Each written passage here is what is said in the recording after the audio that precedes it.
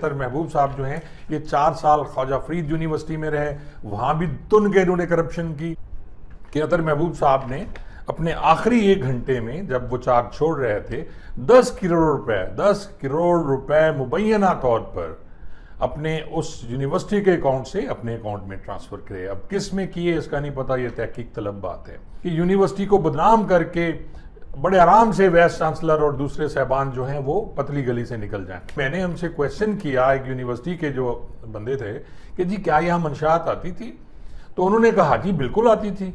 सबसे बड़ा जुल्म वाइस चांसलर साहब ने यही किया कि उन्होंने जो एग्रीगेट था 50% था कि 50% मार्क्स लेने वाले लड़कियां या लड़के एडमिशन ले सकेंगे, लेकिन उन्होंने उसको 33% कर दिया। उन प्राइवेट हॉस्टल्स में जो गंद होता है उसका आप अंदाज़ा खुद लगा सकते हैं कि लड़कियां वहाँ रहती हैं उन हॉस्टल्स में। और ये पिछले दिनों एक स्कैंडल भी चला था भावलपुर में, और उस पर भी DPO भावलपुर मौजूदा जो हैं इन्होंने खासा अच्छा काम किया था, और वो जो एक उछला था गंद उसको भी दबा दिया गया था। लेकिन यहाँ एहसान जट साहब को ग्रेड 17 में कोऑपरेटिव सोसाइटीज़ में जॉब दिलाएगी। वो किसने दिलाई ये आप सबको पता है किसने दिलाई, वो किसके करीब था वो आपको भी पता है कि वो वफाकी वजीर साहब के करीब था। जी बिस्मिल्लाहिर्रहमानिर्रहीम, अस्सलाम वालेकुम नाजरीन। खबर चल रही है सोशल मीडिया पे कि जी साबका vice chancellor Islamia university Bahawalpur Athar Mehboob को कराची एयरपोर्ट पे गिरफ्तार कर लिया गया। तो जब मैंने इस खबर की तस्दीक करने के लिए इधर उधर हाथ पांव मारे तो मुझे पता चला जी कि उन्हें गिरफ्तार नहीं किया गया, बल्कि इसलिए डिपोर्ट किया गया, वापस उतार लिया गया उन्हें जहाज़ से कि उनके पास NOC नहीं था, या हो सकता है कि इमिग्रेशन ने उन्हें FIA ने वहीं रोक दिया हो। अब खबरें तो इस टाइप की गर्दिश करती रहती हैं। अतर महबूब साहब के पास भी डुअल नेशनैलिटी होगी, जैसा कि बहुत से ब्यूरोक्रेट्स हमारे पाकिस्तानी, और एक लिस्ट है लंबी चौड़ी कि ये जो पाकिस्तानी ब्यूरोक्रेट्स हैं इनके पास पाकिस्तान के अलावा दीगर ममालिक की नेशनैलिटीज़ हैं, यानी ये वहाँ के भी ये नेशनल हैं, यानी इनको वहाँ की कौमियत हासिल है वो पाकिस्तान में, कमाते वो पाकिस्तान से हैं, अयाशी यहाँ करते हैं, लेकिन जब भी कोई वक्त ऐसा आता है तो यहाँ से भागने में आफियत समझते हैं और फौरी निकल जाते हैं, पता भी नहीं चलता। जो ही इनके खिलाफ मुकदमात बनते हैं या मुसीबत में फंसते हैं तो बहुत सी मिसालें आपके सामने ये किस तरह भागते हैं। जी तो मैंने फिर भावलपुर अपनी चिड़िया कबूतर जो भी है उसको भेजा, तो वहाँ से मुख्तलिफ खबरें आईं जी। वो ये हैं कि अतर महबूब साहब ने अपने आखिरी 1 घंटे में जब वो चार्ज छोड़ रहे थे 10 करोड़ रुपए मुबैना तौर पर अपने उस यूनिवर्सिटी के अकाउंट से अपने अकाउंट में ट्रांसफ़र करे। अब किस में किए इसका नहीं पता, ये तहकीक तलब बात है। फिर इनके साथ इनके जो कार खास रिजवान मजीद साहब मुबैना तौर पर 80 लाख रुपए उन्होंने अपने अकाउंट में ट्रांसफ़र किए। अब ये रिजवान मजीद साहब वो हैं जिनको अतर महबूब साहब जब ये ख्वाजा फरीद यूनिवर्सिटी में रहीम यार खां में वाइस चांसलर थे वहाँ से अपने साथ लेके आए थे और इन्हें अपने साथ रखा। और इससे पहले ये जो चार्ज था डायरेक्टर फाइनेंस का वो अबू बकर के पास था, मशहूर ज़माना अबू बकर साहब, जिनके बारे में है कि जी वो थे तो प्रोफेसर लेकिन उनके पास फिनांस का चार्ज था और क्या किया जाता था।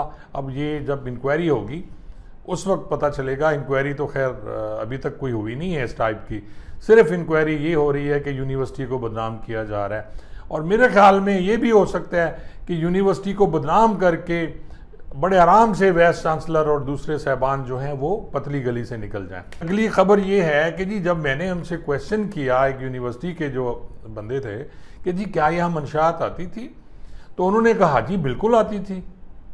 यहाँ लड़के लड़कियाँ और कुछ प्रोफेसर हजरात भी मंशात यूज़ करते हैं। और लेकिन वो होता है इस तरह के वहाँ जो क्रिश्चियन काम माजरत के साथ हमारे भी भाई हैं क्रिश्चियन जो वहाँ काम करते हैं, उन्होंने एक मुझे क्रिश्चियन का नाम भी बताया जिसके पास नई टोयोटा क्रोला गाड़ी है और वो खाकरोब है, वहाँ वो सफाई करता है, लेकिन उसका काम सप्लाई करना है। आपको इस बात का भी अंदाज़ा होगा कि जितने क्रिश्चियन लोग हैं इनके पास परमिट होते हैं शराब के, पाकिस्तानी शराब जिसमें मरी ब्रूअरी वाले हैं, कुछ और शराब है जो कि इजीली उनको मिल जाती है और वो फिर उसको बेचते हैं। डिफरेंट उनके यूनिट होते हैं वो उसको बेचते हैं। अच्छा नाजरीन, फिर मैंने क्वेश्चन किया अपने उस दोस्त से जिसके पास अपना कबूतर या चिड़िया भेजी। तो मैंने कहा जी, उन्होंने वो तो कहते हैं जी कि वहाँ तादाद जो थी 10-15 हज़ार थी स्टूडेंट्स की, मैंने उनको 70 हज़ार तक पहुँचा दिया, 65 हज़ार तक पहुँचा दिया। तो उन्होंने कहा जी उन्होंने सबसे बड़ा जुल्म वाइस चांसलर साहब ने यही किया कि उन्होंने जो एग्रीगेट था 50% था कि 50% मार्क्स लेने वाले लड़कियां या लड़के एडमिशन ले सकेंगे, लेकिन उन्होंने उसको 33% कर दिया, जिससे ये हुआ कि एक ऐसी लाट आई जो कि नालायक थी, जिनके कम मार्क्स थे, जो रहती नंबर लेके पास होती थी वो भी आ गए, और इस तरह यूनिवर्सिटी का माहौल ख़राब हुआ।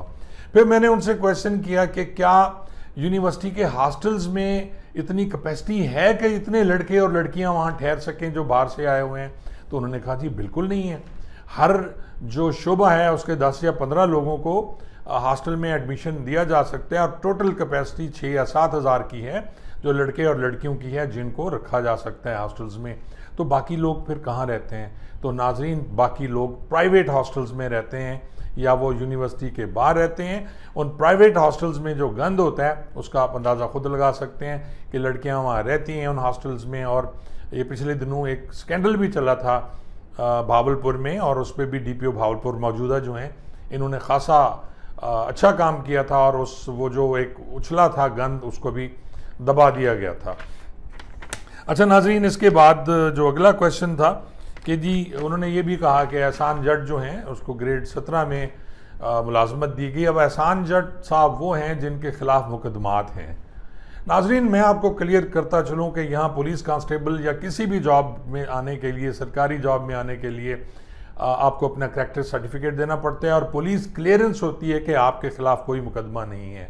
मेरे पास बहुत ज़्यादा लड़के आते हैं जिनको मुलाजमत मिलने के बाद उनको निकाल दिया जाता है कि जी आपने तो, आपके खिलाफ तो मुकदमा है, और मुकदमा क्या है 440 का, यानी कोई आपने, या 430 का, आपने पानी तोड़ा किसी का, या वैसे लड़ाई हो गई, उसका किसी ने नाम दे दिया, बेगुनाह हो गया, बरी हो गया, लेकिन क्योंकि रिकॉर्डी है उसको मुलाजमत सरकारी नहीं दी जाती। लेकिन यहाँ एहसान जट साहब को ग्रेड 17 में कोऑपरेटिव सोसाइटीज़ में जॉब दिलाएगी। वो किसने दिलाई ये आप सबको पता है, किसने दिलाई, वो किसके करीब था वो आपको भी पता है कि वो वफाकी वजीर साहब के करीब था जी। इसके बाद आ जाएँ कि जी क्या मेजर एजाज शाह लड़के लड़कियों वाला जो स्कैंडल है दुरुस्त है? तो उन्होंने कहा जी स्कैंडल तो दुरुस्त है, लेकिन ये बात गलत है कि मेजर एजाज शाह ब्लैकमेल किया करता था।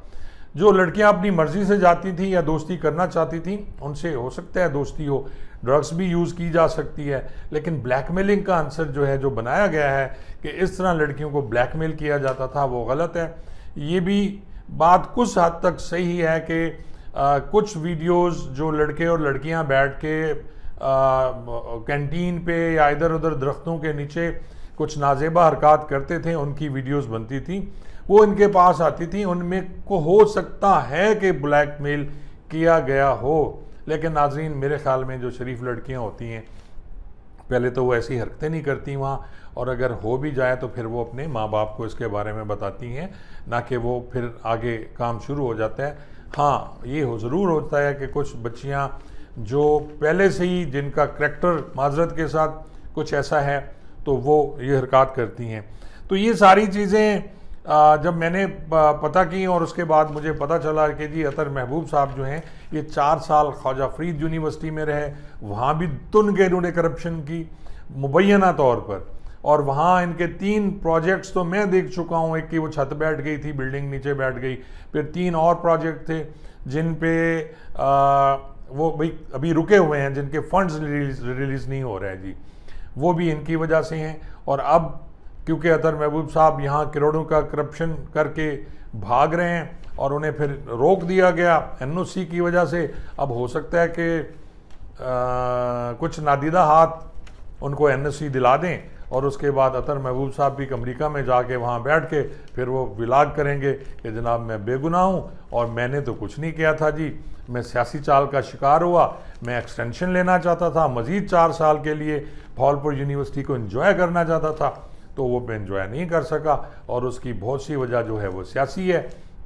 हो सकता है वो तारिक बशीर चीमा साहब का नाम लें, हो सकता है वो किसी और शरीफ आदमी का नाम लें कि उनकी वजह से ये सब कुछ हुआ। तो ये कहानी थी जी अतर महबूब साहब की। अगली जो स्टोरी नाजरीन मैंने करनी है वो करनी है, एक रिपोर्ट घूम रही है एक इदारे की, एक एजेंसी की रिपोर्ट है, अंग्रेज़ी में है, उसका तर्जमा मैंने कर लिया है। तो अगले व्लॉग में मैं आपको बताऊंगा क्या वो रिपोर्ट सही है या गलत है। इंतज़ार कीजिए।